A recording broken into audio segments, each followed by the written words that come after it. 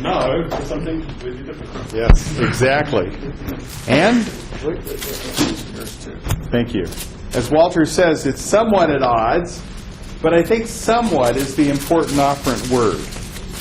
Because as you'll see, as I start out, all of the evils that Walter has just finished preaching against will be directly in evidence.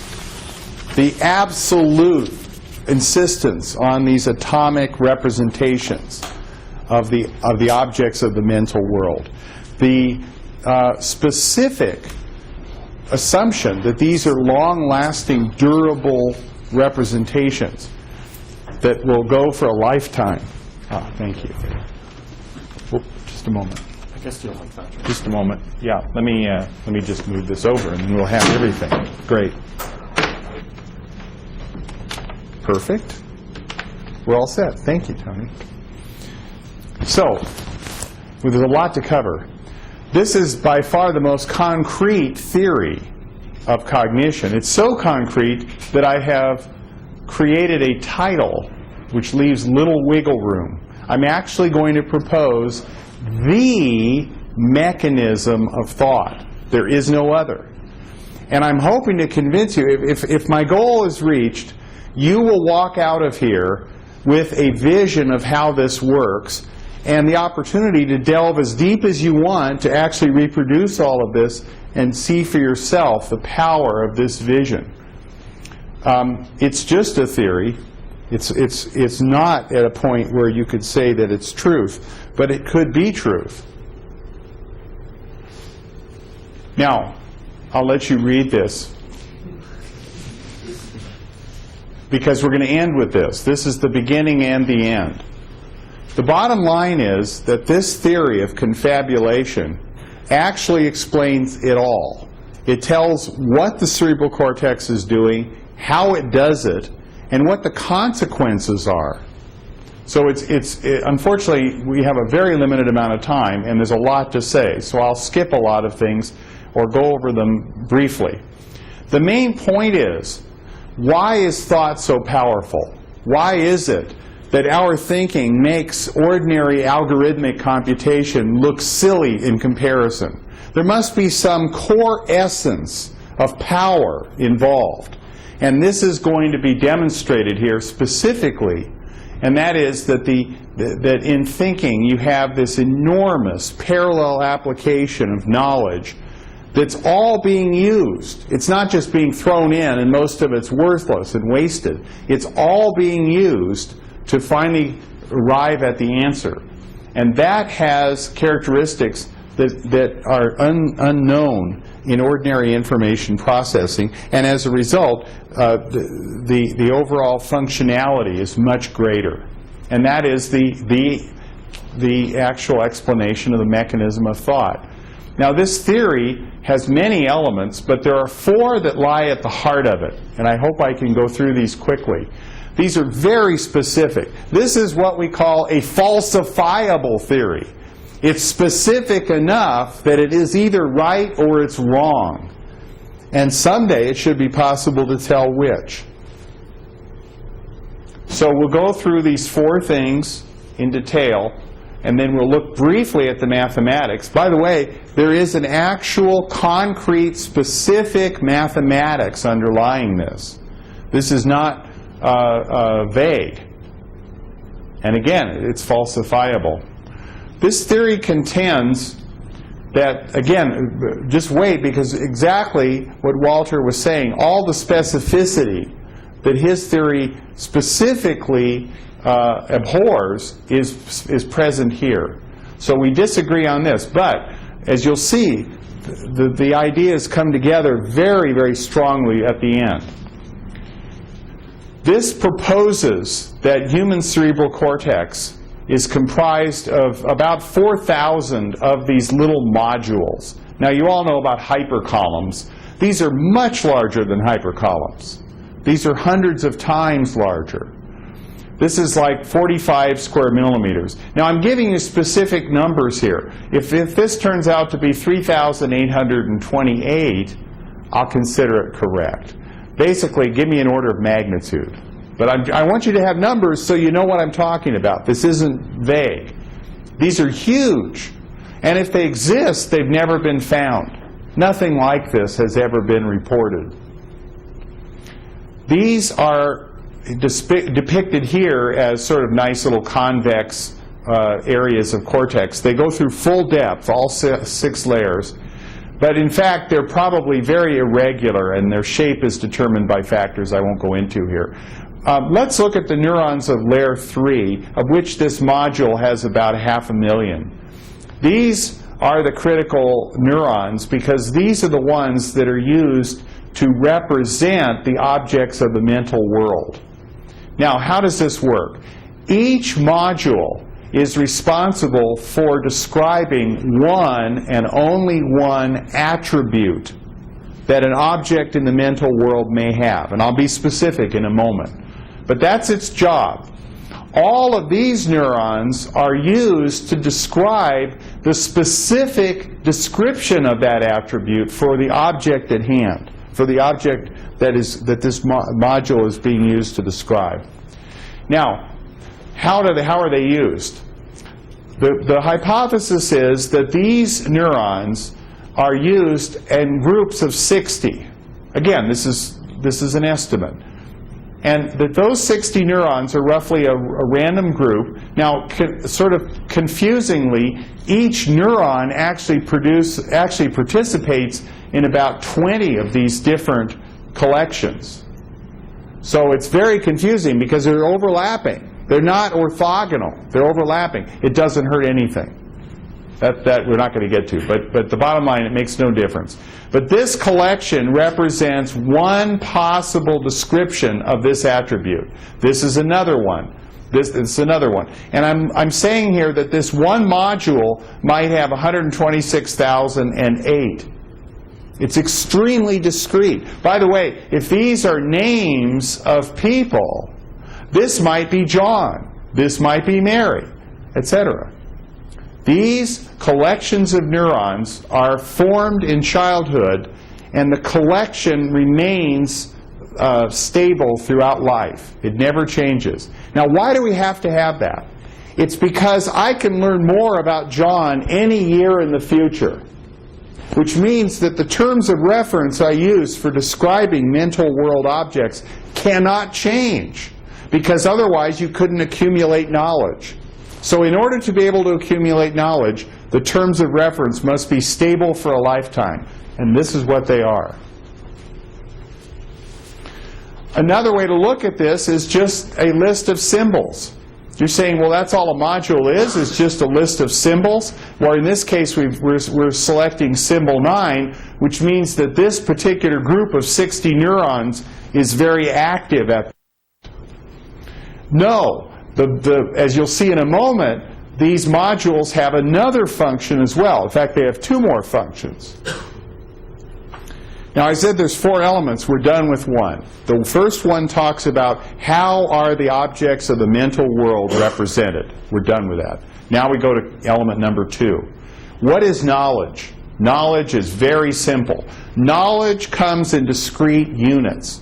And each item of knowledge is a linkage, an axonal linkage from the neurons representing one of these symbols in one particular module to the neurons representing another symbol in another module.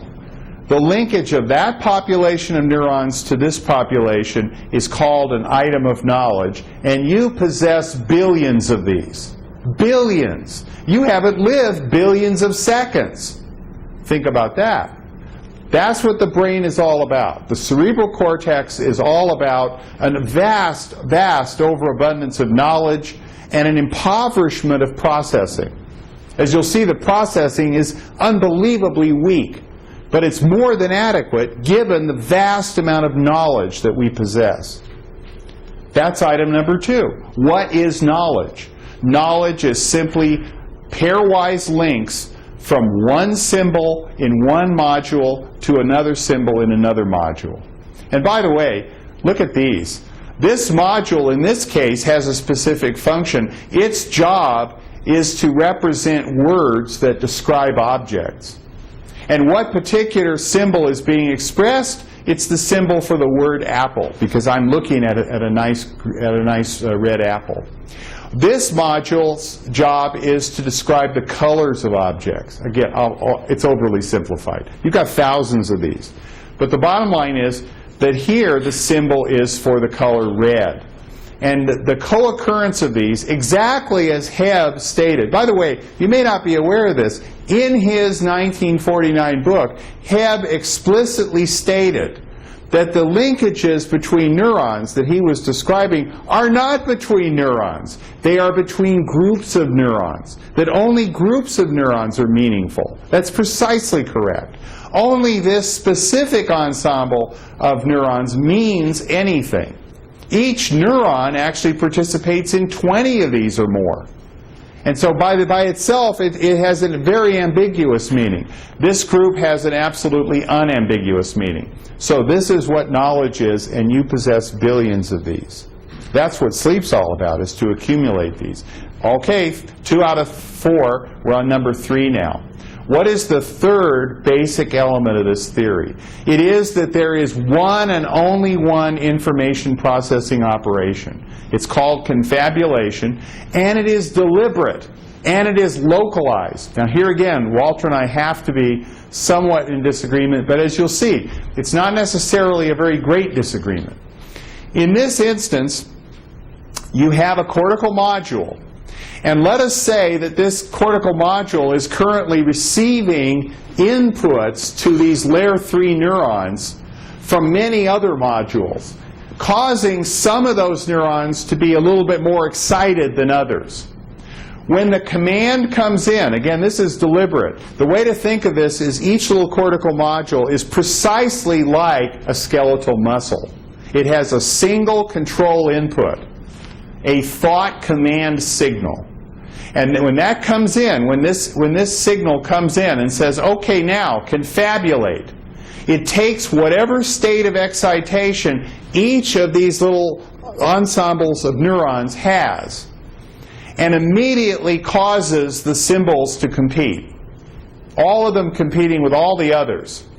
Here's 40 milliseconds on. Notice the red symbol, which has the red neurons here, which is receiving the most excitation, is now becoming more excited. All the other symbols, which have lesser degrees of initial excitation, are being suppressed. It's a winner-take-all competition. The net result is the 60 neurons that represent the red symbol winning. It takes very, very short amount of time. This is it. That's the only information processing that goes on in the cerebral cortex, period, in terms of cognition. So here you have, now you say, well, what possible good could this be? Well, we'll get to that. Finally, the number 4 main key element of this theory is that every single time one of these confabulations occurs and a conclusion is reached, in this case symbol number 9 is the conclusion, instantly a collection of associated action commands are launched. And this is the origin of behavior. This is what behavior is. Every time you reach a conclusion, which by the way means that you have updated the state of the mental world, whether it's, something about a proprioceptive change, whether it's something about a visual object, whether it's something about some other sensory input or something else, it doesn't matter. You've updated the state of the world, and that causes an action command. And these associations are rigidly linked. Now, this is a kind of learning also, and these associations represent a kind of knowledge. Has nothing to do with cognition. It is implemented in the cerebral cortex, but this kind of learning is controlled by the basal ganglia. It's called skill learning. It's very fragile. The learning that we get for cognition is lifetime learning. You learn something and you remember it for life, or for a long period of time. This is very fragile learning. We're not going to talk about this at all. So you can think of these cognitive modules, the cortical modules, as the muscles of thought. The way you think is by sending activation commands to them in the proper sequence. And it's a dynamic process. It's exactly like moving. Thinking and moving are absolute siblings. Thinking is clearly a phylogenetic outgrowth of movement. Now, what possible good could a stupid little winner-take-all operation be? What value? What's the information processing benefit? Well, let's just look at it. Again, let's assume this is the cortical module that we're about to command a confabulation on. And it's receiving input from other cortical modules which have previously arrived at conclusions. So here's a symbol over here representing some description of one attribute. Here's another attribute descriptor, another one. It could be any number, whatever this calls for. And these are now supplying input to potentially thousands of symbols over here, each one getting a different level of excitation. Bang! Now we do a confabulation. Whichever symbol is getting the most excitation wins. What symbol will that be? The mathematical theory of this tells us, and here's the answer. The answer, it is the symbol epsilon that has the highest cogency. What does that mean? It means that it is the symbol which is most supportive of these assumed facts being true. Now, what have you all heard? You've all heard the Bayesian story. What's the Bayesian story? The Bayesian story is pick the conclusion that has the highest probability of being correct given the facts, or given the assumed facts. Okay? This isn't that. And that is not how cognition works. Cognition is not Bayesian. By the way, Bayes would probably be flipping in his grave if he knew that his name was being used for that. The bottom line, that's a modern construction. It's not something that Bayes himself could ever be traced to. The fact is that this is entirely different. This says, pick the conclusion that's most supportive of the assumed facts. That's almost backwards. This turns out to be of extreme information processing value. It's a general purpose decision-making procedure. Now, here's just one little tiny example, because we have no time. Our time's almost gone. What if you applied this in a very logical information environment, like playing chess? What would happen if you confabulated? The answer is you get Aristotelian logic. The conclusion you'll reach is exactly the one that logic, regular old Aristotelian logic, would give you. So, in a completely logical information environment, confabulation reduces to Aristotelian logic. Well, that's good, because humans do behave logical in such environments. What happens outside of that? Well, you just confabulate and you end up with the best conclusion. Now, characteristics. I'm not going to go through this. The key thing is not doing one of these at a time, but doing an ensemble. Why? Because when you do an ensemble, millions, I'm not exaggerating, millions of individual items of knowledge are instantaneously and in parallel brought to bear on the creation of the conclusions. And that is where thinking becomes so effective.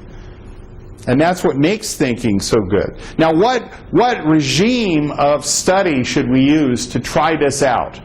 Well, of course, as humans, we treasure most our intellectual gifts compared to those of other primates and other animals in general. And of course, we all know that the core essence of human cognition, of our superior mental capability, is language. Language ties into almost everything, and it's the core. So let's use that as an experimental substrate. Here we're going to have, these are now implemented on a computer. These are lexicons, or what we could call cortical modules. They have a whole bunch of symbols, thousands and thousands of symbols, representing the words of English.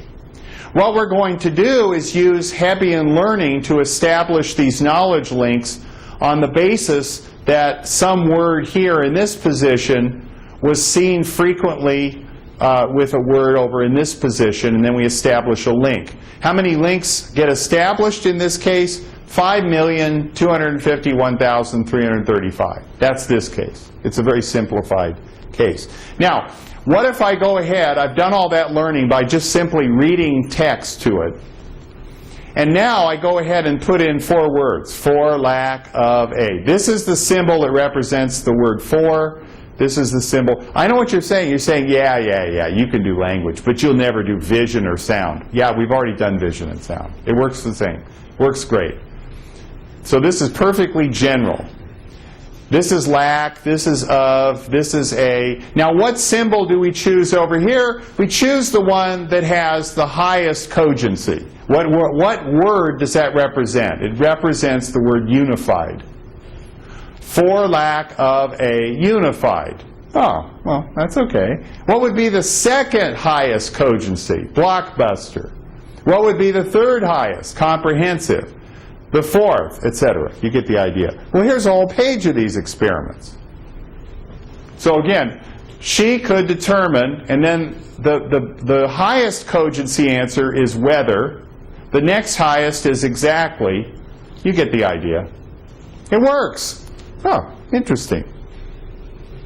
Now, let's do 4 at a time. Not one confabulation. Let's do 4. Let's let those millions and millions of knowledge links be applied all at once to come up with 4 conclusions in parallel. How are we going to do that? What we're going to do is put in 3 words which start a new sentence and have it add 4 more words. We're also going to try it where we put in a previous sentence and then put in 3 words and have it add 4 more words and see if, in fact, it's sensitive to this previous sentence. Again, there's innumerable details that I'm skipping. Now, here's where Walter and I begin to converge. This looks so discrete. This looks so much like AI, right? Like rules. But there's no rules. There's just Hebbian, whatever. It's very neurological. But look at this. In order to get 4 conclusions, these things have to kind of go into a dynamical convergence process.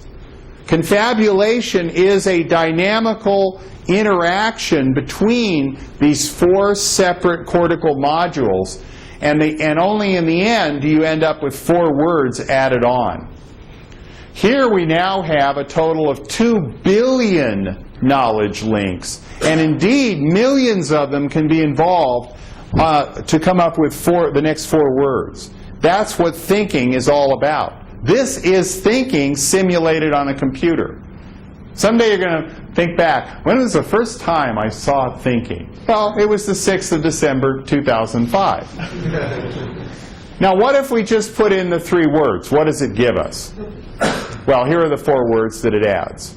The New York, and then it says Times, computer, you can read. What if we put in a previous sentence and the same 3 words, what 4 words does it give us now? Oh, yeah, markets, stocks, Then what does it give us if we put in this previous sentence? Well, just read. Just start reading. Now, you're going to ask a couple of questions. Where are all the errors? There really aren't any. Why is it so grammatical? It's because there is no such thing as grammar. Grammar is a fiction. Grammar is an emergent property of confabulation. It does not exist. So there's all the syntactic judgments are just a byproduct as well. This is real thinking on a computer. This is what you and I do. The computer doesn't know what the words mean. Huh? Neither do you. In any greater sense than this. The bottom line is that this kind of massively parallel application of knowledge has absolutely no analog anywhere in any kind of information processing that people have studied, using algorithms or rules or anything. There's nothing like this. And that is supposed to be the core explanation for why thinking is so powerful. It also fits perfectly with the fact there's what? About 10 to the 14th, 10 to the 15th synapses, but only 10 to the 9th neurons? Everything is knowledge. Well, that's what this is. The knowledge is 99.9% of the picture. A tiny little weak information processing operation is all you need if you've got all that knowledge. There's my team. Got a new lab. Here's some references. I refer you specifically to this. This is a 10-minute read. It's a synopsis of what I've just told you. And I'll put that back up there in just a moment. That's it. Any questions? Well, thank you. Yes? Well, you mentioned that you have applied this mechanism to vision and sound. And can you give like just a checkers? Like an explanation of how this sort of thing would be implemented with vision, for example? Yeah, in the vision case, it's just exactly like Hubel and Wiesel said. At the lowest level, you have these very localized feature detectors, and those form lexicons of description for very small pieces of the image. But you've got a whole bunch of these cortical modules doing that all over the place. There's a little more to it because, you've heard of these higher order neurons. Well, these cooperate a lot more than they do at higher levels. It's just you have a topographically mapped set of modules? Yeah, exactly. It's just like V1. Right. And then you have V2, and then, it's just exactly what you'd expect. The key thing is, and this is the part that's the most interesting, is that one of the most important characteristics of all perceptual modalities is expectation. What happens at the very beginning of cortical processing of sensory data? You segment out the object you're attending to. You don't even, nothing from the surround goes on. At least it's not paid any attention to. How in the world does that work? Well, that happens automatically here. Because as these things make these classifications, and those make their way up and then back down again, you end up with a consensus of opinion that says this is the gestalt. And only the pieces that are feeding that gestalt are paid attention to. So segmentation, yes, we've done that. This for object segmentation? Yeah, and we did it for sound. Our object segmentation was weak. We used alphabetic characters roaming around on a screen. But for sound, we did 5 human voices and attended to one of them continuously, even though the other voices had the same amplitude and they were the same person. They were just speaking different material. Was that recorded in a room or digitally mixed? No, it was digitally recorded. The person just spoke a huge long soliloquy, and then we took segments for testing. And that was published in Neural Computation a few years ago. So this is something that deserves attention. Is it correct? Of course it's correct.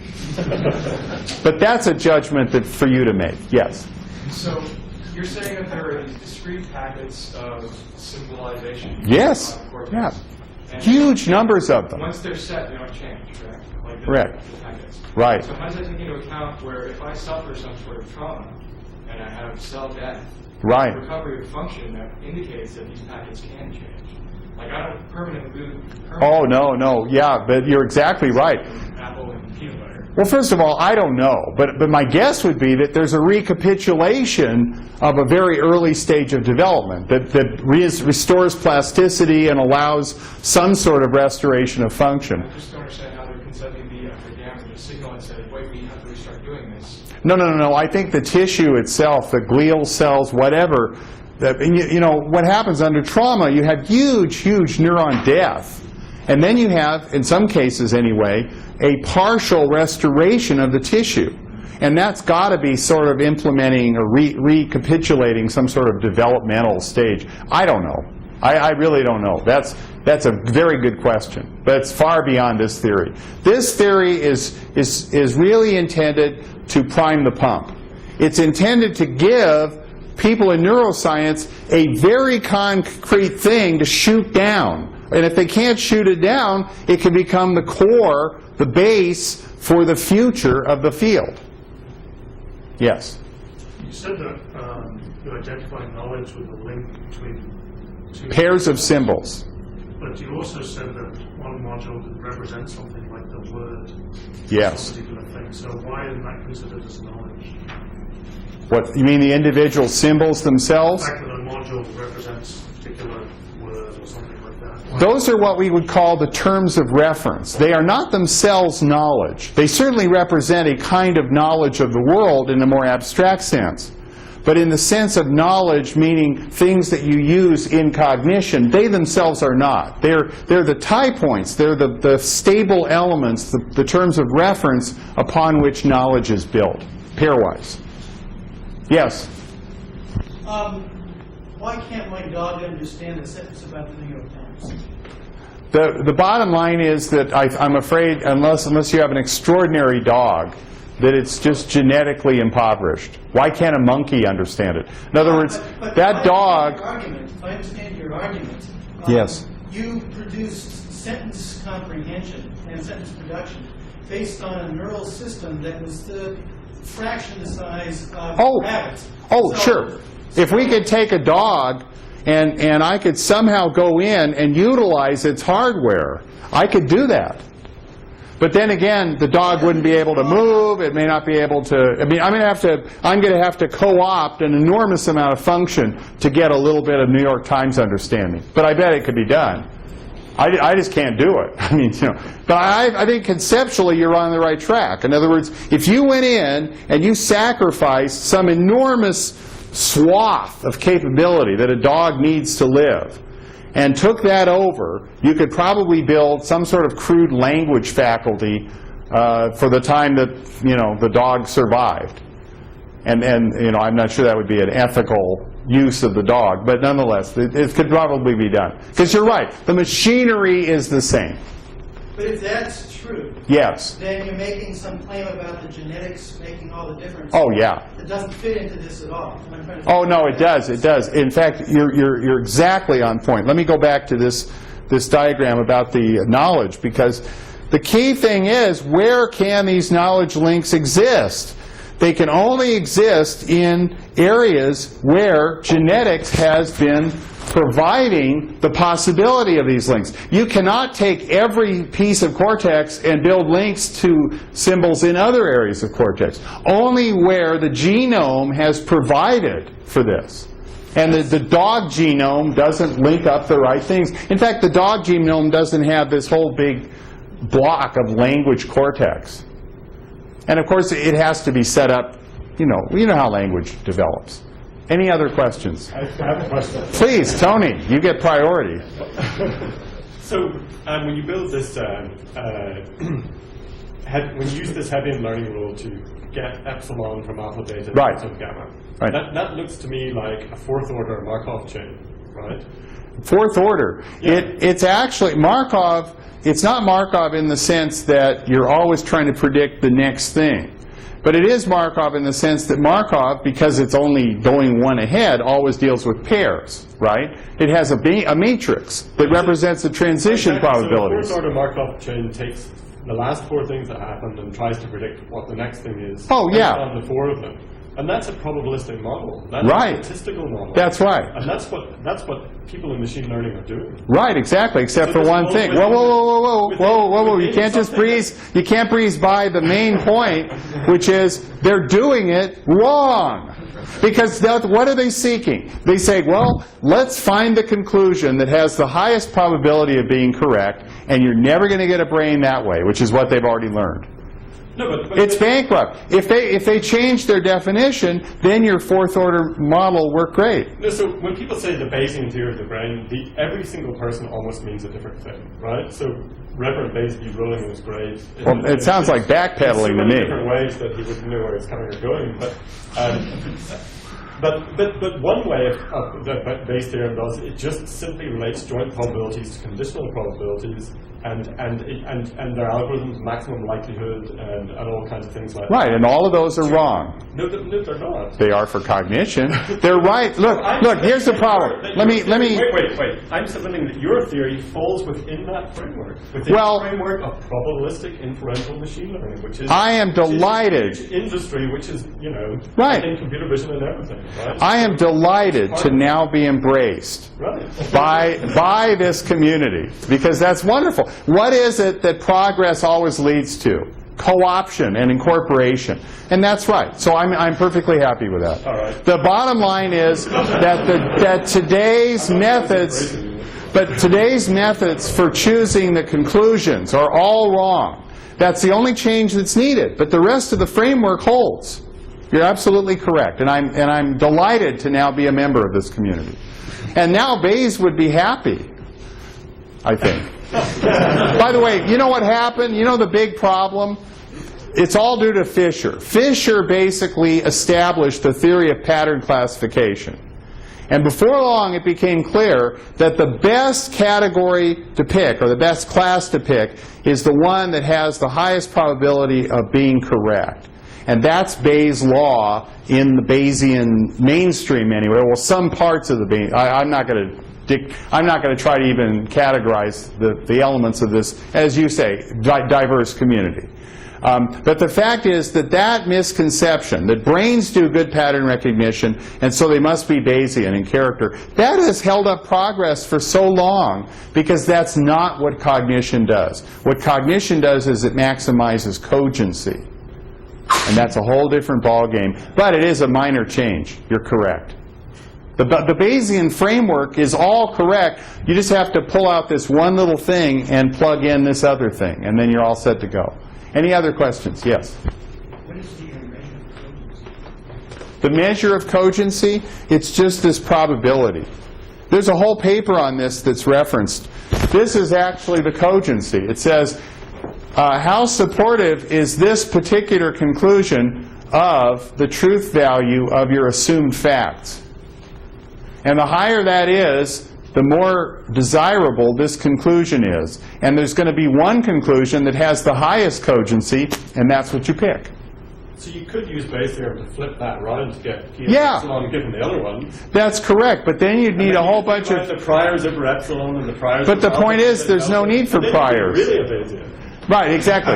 The point is that this is exactly right. This is the flip of the Bayesian formula, and that's all that's been standing between this huge community of brilliant Bayesian people formula is what does the flip. and the truth. But that's the flip of a particular posterior. Yeah, Right. exactly. But the bottom line is there's no a prioris here, and that's the part that the brain doesn't have to bother with. Yes? It sounded like these modules were not always confabulating, but you had some signal coming in from... No, they only it's only like your arm here. Your forearm is only going to lift when the command comes in to contract. Where's that signal coming from? It comes from the same place as this one.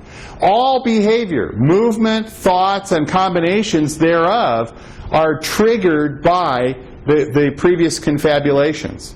And this happens many times per second. In other words, you see me up here behaving, where's all that coming from? It's coming from the fact that 30 or 40 confabulations are going on per second, each one yielding the next behavior, or at least a suggestion for a behavior. They're not all actually executed. But a lot of the suggestions are rejected. It goes like, whoa, we don't want to do that. So you're saying that there's a link coming from some area of cortex, which is now you're calling command signal, and what's the difference between that and a link from some area of cortex which you call knowledge? Oh, they come from totally... First of all, this command signal doesn't come from cortex. It comes from outside cortex.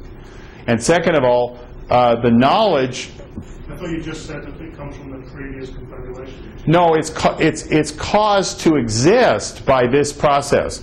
The previous confabulation reached a conclusion and launched what's called action commands. These go to subcortical nuclei, which then issue these thought commands and muscle contraction commands. But that's all subcortical.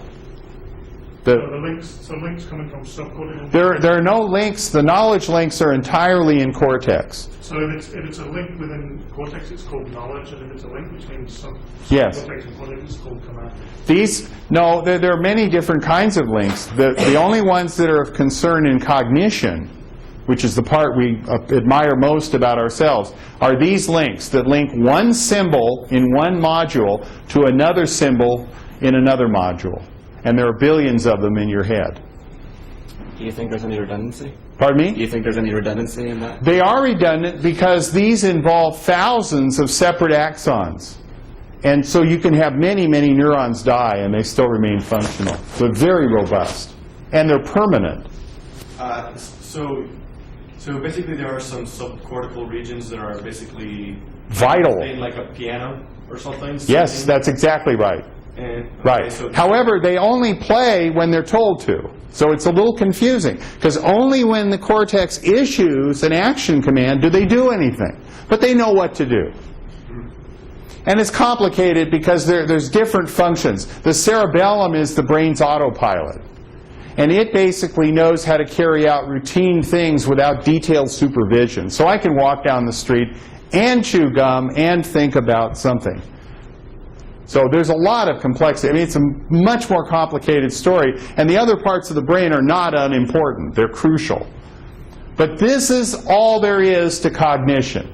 Modules, symbols, knowledge links, confabulation. And then the origin of behavior is the fact that every time you reach a conclusion, a behavior is launched. So I want to ask a question which maybe relates, maybe might bring in some of the stuff that Walter was saying more. Yes. So in Walter's picture, I can imagine the winner-take-all circuit being a much larger, much more distributed thing. Yes. Right? Yeah. And that's also kind of the way Damasio thinks about it. You know, Right. These distributed patterns across the whole cortex based Right. on spike timings, you know, because you can get from one part of cortex to another part of cortex really fast. Right? You know, I have trouble with that because So I just want to know what, I mean, would you be happy, say, if one of your postdocs started working on a distributed theory? I would, but there has to be a realization that these are competitions, and they're competitions between very fixed sets of objects. And how you're going to have a competition without localization, I don't understand. But the thing about using distributed stuff, as we learned years ago from the PDP movement, is that you can pack much more into a distributed representation than you can with local. But these are distributed. There's 60 neurons. They're locally distributed, but why not iterate that procedure at a different scale of the whole brain? You know, I can't tell you that that's wrong. Okay. My theory has to be open to that possibility. The thing that troubles me is I can't envision how you can have competition between these specific sets of symbols, which we know are pretty localized. I mean, certainly the description of a local visual field in V1 is localized in cortex. And so how can you have all of those symbolic representations competing if they're all distributed around? I mean, if there was a way to do that, I'm ready to sign up. I just can't believe it. Presumably, you could easily kill one of those 60 neurons after a night of drinking, though, and so... Well, no, it doesn't matter. The point is this is highly failure tolerant. This is not going to be beaten down by even half the neurons being killed. This is very robust. But at the same time, how you actually control competitions across distributed bodies of tissue and only affect just those symbols that need to be competing with each other, I don't understand. I can't envision that. Well, I think that's what we need to work on. Well, I agree. We need some good learning rules. And by the way, I just selected a graduate student partly on the basis that he was not going to be considering those possibilities at first. But I did allow him to think about it later. And then, yes? So I can perform a cognitive operation where, like, I take an object and I rotate it in my mind, right? Uh-huh. Is that a series of confabulations? Of course. So that's not one confabulation? Oh, no. No, there are many of these happening per second. Theory, how does it represent the temporal dynamics of cognition? Oh, actually, there are many of these lexicons, or, well, cortical modules, that are strictly designed to describe the dynamics of objects, both visual objects and auditory objects and so forth. So the dynamics are part of the available representations. The symbols actually cover the dynamics. For each different temporal representation. There's thousands of them. You got plenty. You can do planning and all those other things too. Yes? So how did you come up with 4,000 of these different areas? Well, that's a very good question. What I decided at some point was that if I didn't cite concrete numbers, it was just too vague. You know, it sounds like I'm hedging. And secondly, if you're going to have 60 neurons per symbol, which, by the way, that is driven by the fact that the knowledge links are SynFire chains. And you've got to have a significant population to get the SynFire chain started. It's a two-step chain. And so there's other constraints. You put all that together and you get about 4,000. I mean, we know how many neurons there are. You've all read Bratenberg and Schutz. There's so many neurons in the brain. You can do the statistics. You know, it's actually based on a lot of data. So do these symbols represent objects as concrete as apples, or was it? Oh yeah, no, and all the words and all the things. So then, but there's some of them very abstract. So could it? So I understood that the two symbols of one module cannot be represented at the same time, right? Because it's winner take all. No, actually, that's another complication. There are times when you don't know an answer and you want to have a provisional subset of answers. And so there are times when 3 or 4 or 10 symbols are provisionally there. And then, for example, when you're listening to someone, you didn't quite catch a word. There'll be a subset of words that are still there as possibilities, which then get resolved a moment later when you hear another word. And then is there another symbol somewhere that says, I don't know? Oh yeah, by the way, I don't know. By the way, I'll show you that. That's excellent, Tony. That's a wonderful thing. Look at this. Put in nonsense words. Tune, car, fly, bowl. What's the answer? I don't know. So there's an I don't know neuron. Yeah, it has no answer. It comes up with no neurons active. Oh, I thought there would be one neuron active that said that I didn't know. No. It's not a. There is no I don't know. The I don't know is nothing happens. Okay. You get no result. Isn't that cool? How many of you have ever seen? When I don't know something, I really don't know it in very specific different ways. So I wouldn't want to have zero activity. You're over-intellectualizing, Tony. Yes. Just a general question here. You said there's about 2,000 of these things? About 4,000. 4,000 of these things? So every possible concept thing in the world is some combinatorial thing. Yeah. 4,000 attributes. Yeah, it's disappointing, isn't it? So it's so concrete. So if you got the vocabulary to identify anything right. in the world, but that's why we 4,000 yeah. types of. But that's why we have a limbic system to tell ourselves, you know, how exalted something is and how wonderful we are and all of that. That takes us the rest of the way. Yes. Skeptical neuroscientists will try to shoot down the theory. Yeah. What would the crucial experiment falsify the theory? Well, I don't know any experiments that could be performed today. I really don't. And obviously, well, I'll tell you what I'm doing. It says it in there somewhere. But what I'm interested in doing is actually building models of the pieces. I want to build a model of a cortical module, and then actually be able to show, you know, what its characteristics are, so neuroscientists can go in and actually see. They know what to look for. So that should help. These things should have very distinctive, and in fact, I think Walter's comments about the fact that you have dynamic processes going on, these are very dynamic processes, and they're going to have distinctive characteristics that can be found.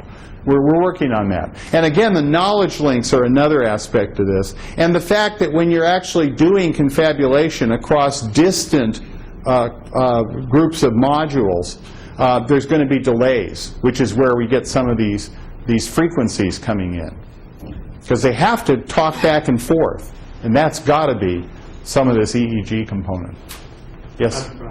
Okay. Sorry, you're... I'm not quite clear. I mean, I understand it from sort of that after everything is in there. Mm-hmm. We didn't say anything about how stuff gets into this. Now we've got billions and billions of things that have to be very precisely programmed. Right. I didn't explain that very well. So I'm trying to get a sense of how it gets in. Okay, very good. What you could do would be an Edelman kind of story that says you start out the system, you randomize it, you do a lot of sort of evolutionary-like algorithm and developments. No, we don't do any of that. All we do is put in the New York Times for 10 years. We put in one sentence here, and then we put the next sentence over here, and then let Heb do the job of learning the pairs. And then we do the next sentence and the next sentence. We just put in pairs of sentences. We put in about 80 million of them. So my question is, it's in this neural net-like setting, how are you doing the rewiring in the Hebbian process? You're starting out with... It's all there is to it. In other words, what it sees is, okay, this symbol is active now and this symbol is active now. And it keeps track of how many times that happens. And the ones that are very frequent... I get the point before their symbols. Oh, no. That I don't know. That's a great question. As a child, how do I actually develop the word John. Where do the atoms come from? You've got billions and billions of them. Yeah, but I mean, I can imagine how that might happen, but I don't know. No, we start off, we just throw in a bunch of words. Right, of course. Yeah, yeah. But by the way, when you're doing vision, you just throw in a bunch of these low-level, local feature frequency detectors for spatial frequency, and it works great. For sound, same thing. Throw in some wavelets. That doesn't seem to be that hard, but of course it is, and I just don't know the answer. You just mentioned vision again here, and so for each little patch, Yeah.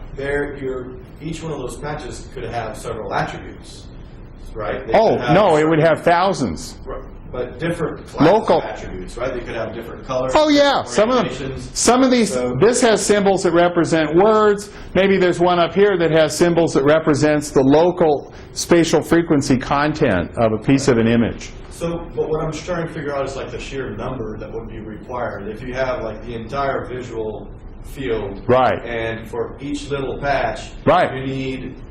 Oh, you need hundreds of them. You need many modules because each one of those patches No. has many attributes. No. It could be. No, you have three. Attributes. The vision system is broken up into three different parts. There's the form system, the color system, and the internal motion system. And so for each little piece of the image at the lowest level, you have three different modules in three different places representing those three aspects. But that's it. The visual system cares about form, color, and internal motion, and those interact. But that's it. So you need three per patch. Per patch.